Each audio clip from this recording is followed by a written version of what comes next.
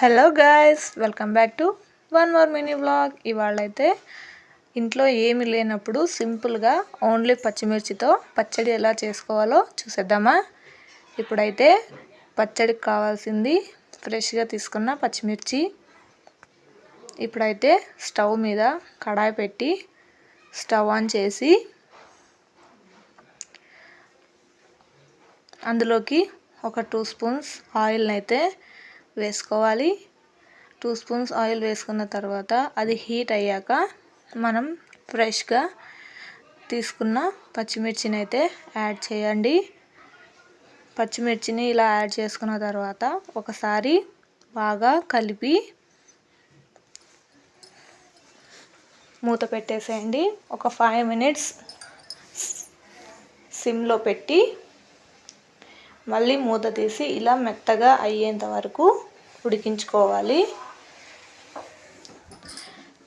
ఇలా ఒకసారి మళ్ళీ కలిపి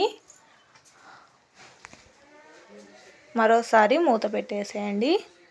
మళ్ళీ ఒక 5 మినిట్స్ తర్వాత మూత తీసి అందులోకి 1 స్పూన్ పసుపునైతే యాడ్ చేసి కలిపి బాగా మూత పెట్టి స్టవ్ ఆఫ్ చేసేయండి. ఇప్పుడైతే మనం మిక్సీ బౌల్ తీసుకొని మిక్సీలోకి కొన్ని వెల్లుల్లిపాయలు, అలాగే కొద్దిగా జీలకర్ర,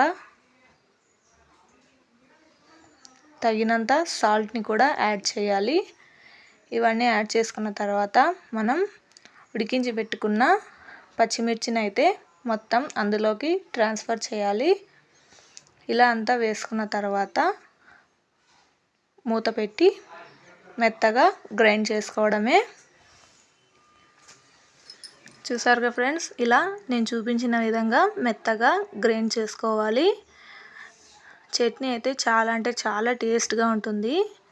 ఇప్పుడైతే అదే కడాయిలోకి 1 స్పూన్ ఆయిల్ వేసి పోపు దినుసులు వేసి అందులోకి ఒక 2 ఎండుమిరపకాయలు,